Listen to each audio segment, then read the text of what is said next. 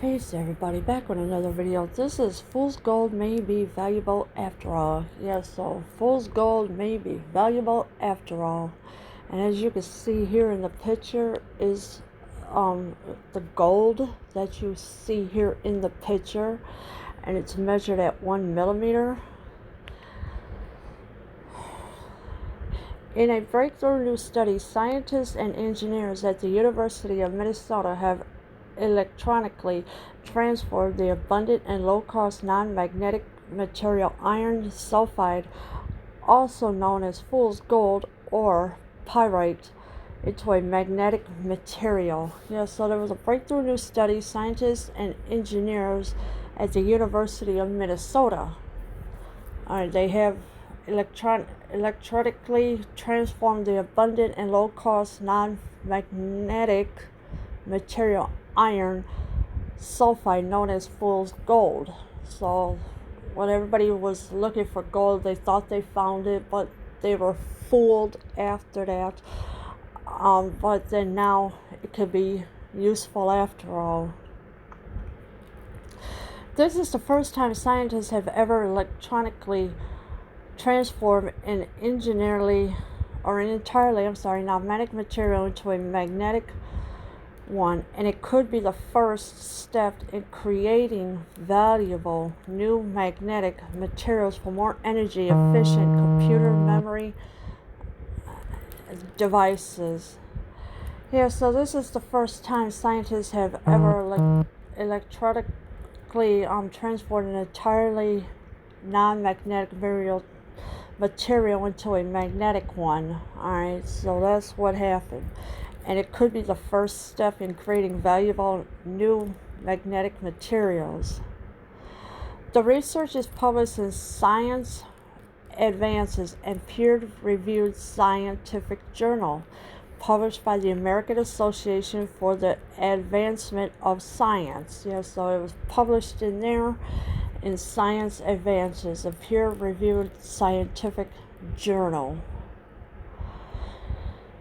Most people knowledgeable in magnesium would probably say it was impossible for electronically transformed a non-magnetic material into a magnetic one. When we looked at it a little deeper, however, we saw a potential route and made it happen, said Chris Layton, the head researcher of the study and a University of Minnesota Distinguished McKnight University professor in the Department of Chemical Engineering and Materials Science. Yeah, so most people who are knowledgeable in magnesium would probably say it was impossible to electronically transform a non-magnetic material into a magnetic one.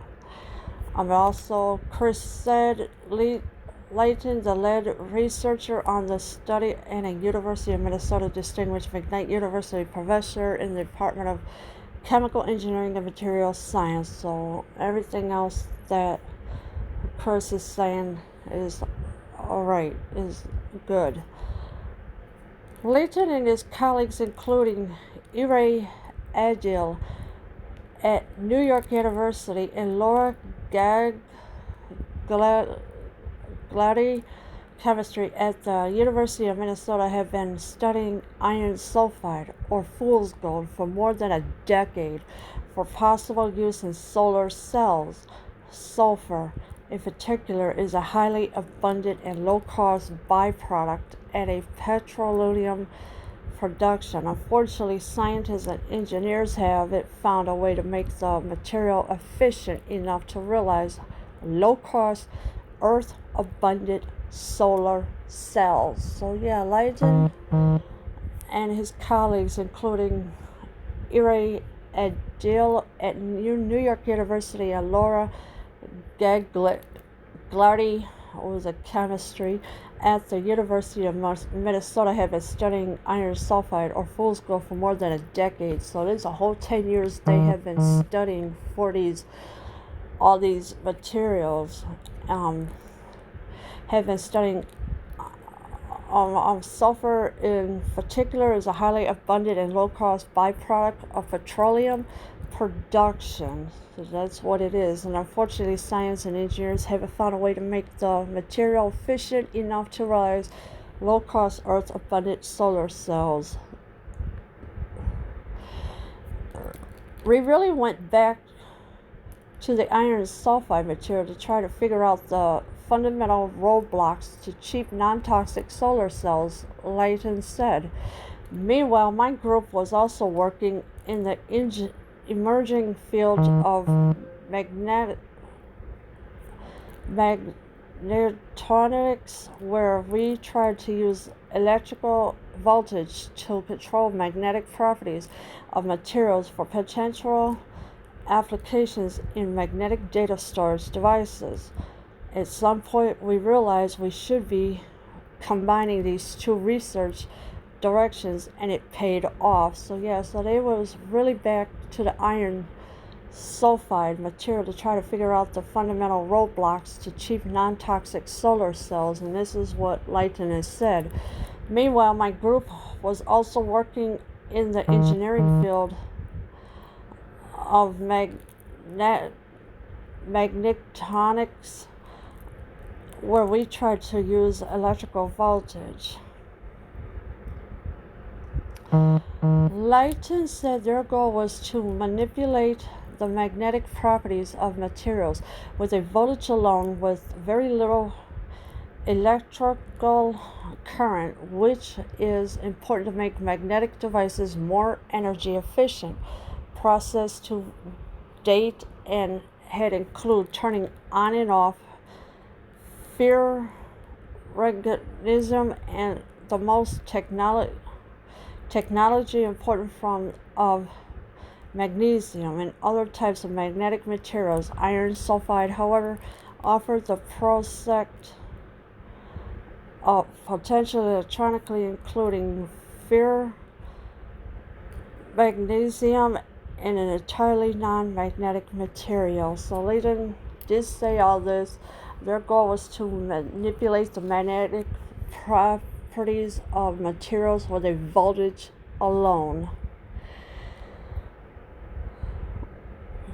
In the study, the researchers used a technique called electrolyte gating. They took the non-magnetic iron sulfide material and put it in a device in contact with an ionic solution or electrolyte comparable to Gatorade.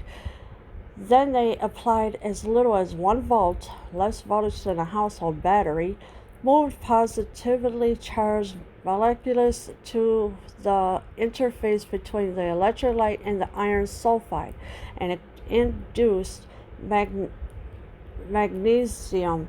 Importantly, they were able to turn off the voltage and return the material to its non-magnetic state, meaning that they can reversibly switch the magnesium on and off. So that's what it is.